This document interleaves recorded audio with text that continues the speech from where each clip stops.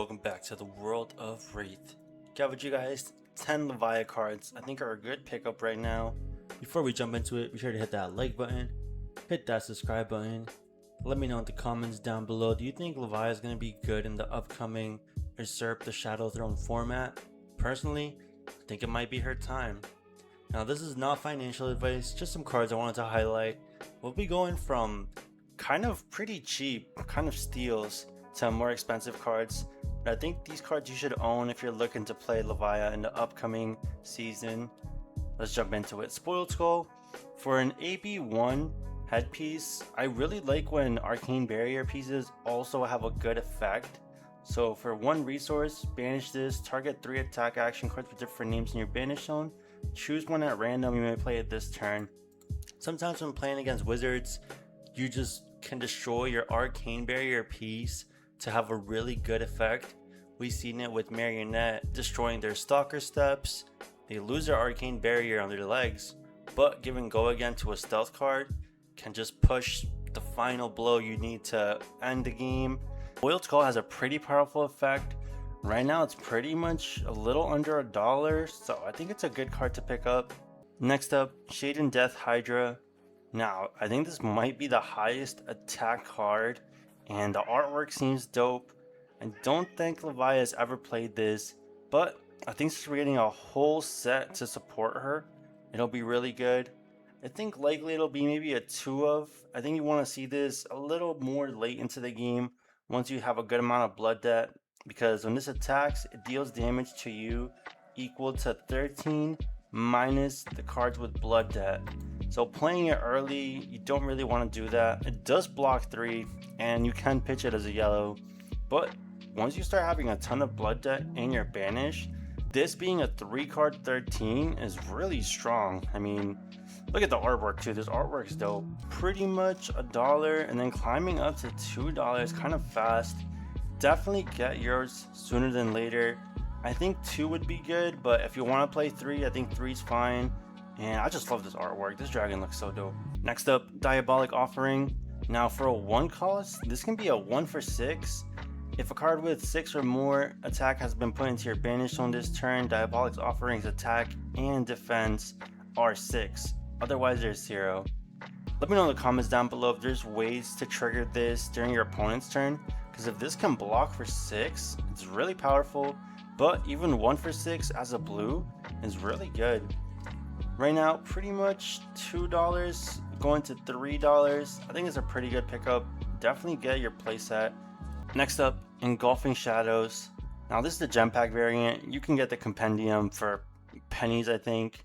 This card is just a shadow card, so maybe it's not just something for Levia. You can probably play it in your other heroes, but I think Levia makes the best use of it, as when she transforms into Blasphemate, she can play a card from her banish zone during each turn. So just recurring Engulfing Shadows as 4 value every turn is pretty strong. Next up, we got Doomsday.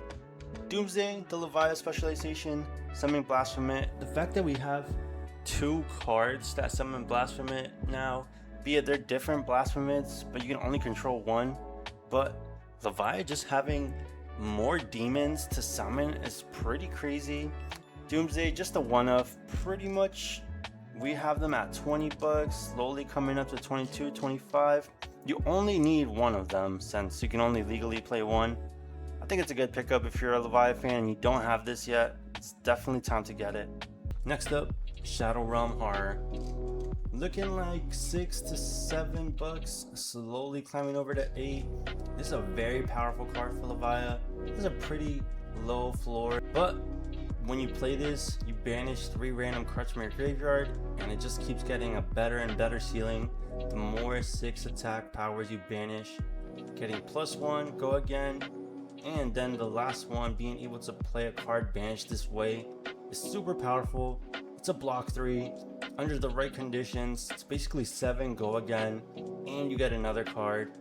At its floor, it's just a 2 for 6. It's just pretty good, especially since it blocks 3. Definitely don't sleep on Shadowrealm Horror. I think this is a great card. Next up, Sea Legs. This is the only card that's not Brute that I'm highlighting here. I think if you discard this and get a Gold Kiss from, being able to get an extra action point by destroying that gold kiss rum can be very powerful. Sometimes Levia kind of struggles with go again, especially as she lost access to Mandible Claws. So discarding a Sea Legs in the early game and then going for a Bloodrush Bellow turn is probably going to give you a ton of value. Right now it's about $5, slowly going over to $6. Definitely a good card to pick up. Maybe not only for Levia, maybe just in general. It is a generic, so a lot of heroes can just have access to this. I think the only hard part is discarding it. A lot of heroes don't really discard, but heroes like Brutes can definitely get a ton of mileage out of this card. Next up, Beast Within. This is a very powerful card for all Brutes. Brutes constantly wanting to discard cards. Beast Within being discarded will essentially just refund you a card.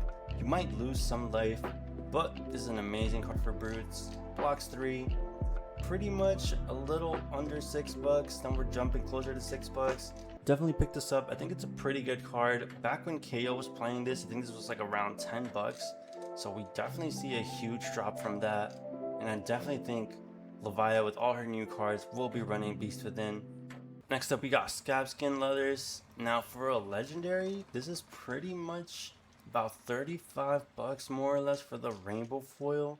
You can check out the history pack if you want to save a little bit of money, but I think the rainbow foil Scabskin Leathers are a pretty good pickup for $35 for an amazing piece of equipment. One of the first legendaries. It has Battle Worn 2. You can just cheat out action points. This is a great pickup if you don't own your Scabskin Leathers and you're looking for Levia. I think this is definitely just a must-have. Last but not least, Bloodrush Bellow. The Brute Art of War. Very, very powerful card. Seems like only the old Brutes will run it, as the new Brute design with RKO and Tough Nut. They don't really seem to want to play this, but the classic Brutes like Levia and Rhinar definitely take advantage of this very powerful Majestic.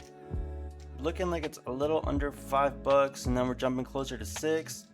Definitely a must play, and Levia sets up your very powerful turns.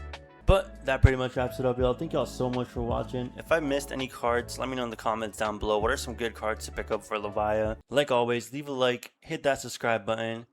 Not financial advice. Peace.